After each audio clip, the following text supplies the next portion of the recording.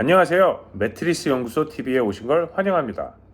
오늘은 매트리스 구매 전 반드시 알아야 할 매트리스 종류와 장단점을 설명해 보겠습니다. 매트리스를 알아보기 위해 폭풍 검색은 물론 많은 매장을 둘러보았습니다. 여기서 정보 검색은 네이버도 있지만 되도록 구글을 많이 찾아보았습니다. 침대 문화 자체가 분명 서양 문화에 더 깊숙이 자리 잡고 있을 테고 내용의 신뢰도가 높을 거라 생각했네요. 덕 중에 덕은 양덕이라. 아무튼 이런 정보 검색과 매장 방문을 통해 단순히 특정 브랜드 매트리스를 구매하기보다는 매트리스에는 어떤 종류가 있고 또 어떤 장단점이 있는지 알고 구매하는 게 중요하다고 생각되었습니다. 바로 시작해 보겠습니다. 먼저 스프링 매트리스입니다. 가장 대중적인 매트리스입니다. 스프링 매트리스는 조립판 위에 내장재 및 스프링을 첨가하여 만들어지는데 기본적으로 두 가지로 나뉩니다. 본넷 스프링 그리고 포켓 스프링. 본넷 스프링은 매트리스 크기의 틀에 스프링 코일들이 서로 연결되어 하나의 구조로 만들어지는 종류입니다. 가장 저렴한 스프링 매트리스 종류 중 하나이며 강한 장력으로 가장 탄탄한 느낌을 주는 매트리스입니다. 포켓 스프링은 부직포 등으로 감싸진 개별 스프링을 조립한 틀에 넣는 방식입니다. 본넷 스프링의 단점인 움직임 전달을 좀 더 줄여주는 스프링 종류로 이해하시면 됩니다. 스프링 매트리스의 장점은 정말 다양한 가격대를 찾아보실 수 있고 높은 반발력으로 뒤척임이 쉬우며 무게가 가볍다는 점입니다. 단점으로는 받쳐주는 느낌이 밀어내는 방식이라 편안히 감싸주는 느낌이 없습니다. 또한 강한 충격에 의한 코일 고장 및 소음 발생이 스트레스로 작용될 수 있으며 스프링이라는 기계적인 구조로 인해 특정 부위가 먼저 약해져서 꺼짐 현상이 생길 수 있습니다. 다음은 라텍스입니다. 사실 요즘은 인기가 조금 줄었지만 굉장히 핫했던 소재입니다. 라텍스의 실제 뜻은 말레이 반도 중심으로 재배되는 고무나무에서 추출한 천연 고무 유액을 뜻하는 말입니다. 라텍스도 종류가 있는데 천연, 합성, 인조로 나뉠 수 있습니다. 등급으로 보면 천연과 합성이 인조보다는 훨씬 좋다고 보시면 됩니다. 천연 라텍스라 하는 것은 천연 고무와 합성 원료의 비율 차이인데 대부분의 라텍스 판매 업체에서는 천연 고무 함유량이 90% 이상 섞였을 때 천연 라텍스라고 주장합니다. 제대로 된 천연 라텍스의 경우 매우 고가 제품으로 분류됩니다. 고품질의 합성 라텍스는 던롭 및 탈라레이 제조 방식이며 실제 전 세계에서 제조하는 공장은 많지 않다고 합니다. 인조의 경우 가장 저품질의 라텍스이며 매트리스보다는 저가, 소모품 등에 많이 사용되고 있습니다.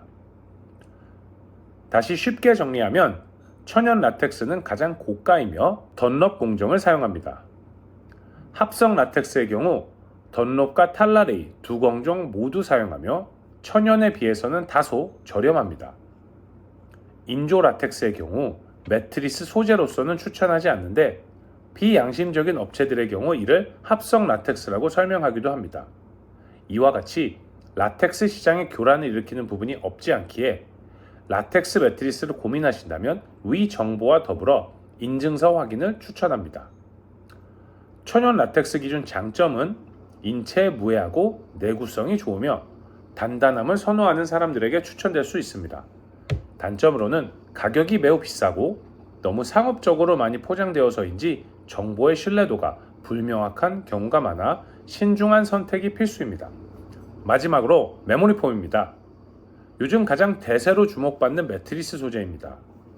메모리 폼이란 폴리머 매트릭스에 가스를 주입시켜 만들어진 폼으로 오픈셀 구조를 생성, 충격 및 압력을 흡수함과 동시에 본래의 형태로 복원되는 기능이 있는 소재입니다. 검색을 좀 해보니 메모리 폼은 1966년 나사와 함께 비행선 안전을 향상시키기 위해 개발되었다는 신소재이며 나사 에이미스의 치하루 쿠보카와와 스텐셀 에어로 엔지니어링의 찰스 A. 요스트가 주도한 프로젝트였다고 합니다. 메모리 폼은 크게 두 종류가 있습니다. 저탄성과 고탄성.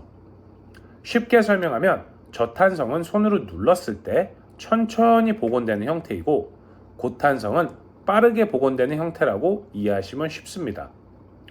최초의 메모리폼은 저탄성으로 시작되었으며 이후 근래에 들어서는 고탄성 메모리폼이 시장에 더 많다고 보시면 됩니다.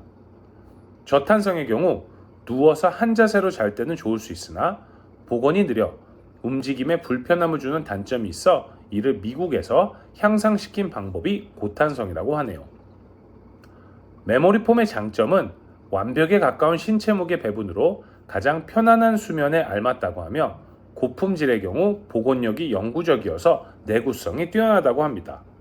그리고 움직임 전달이 되지 않아 2인 이상 사용해도 문제가 없습니다. 또한 누웠을 때 몸이 느끼는 압력이 그 어떤 소재보다 최소화되어 압점을 감소시켜 신체 근육의 긴장이 적어 다음날 찌뿌둥한 느낌을 없애준다고 하네요. 마지막으로 진드기 등이 서식 불가한 소재이기에 커버 위생만 유지하면 오랫동안 사용이 가능합니다.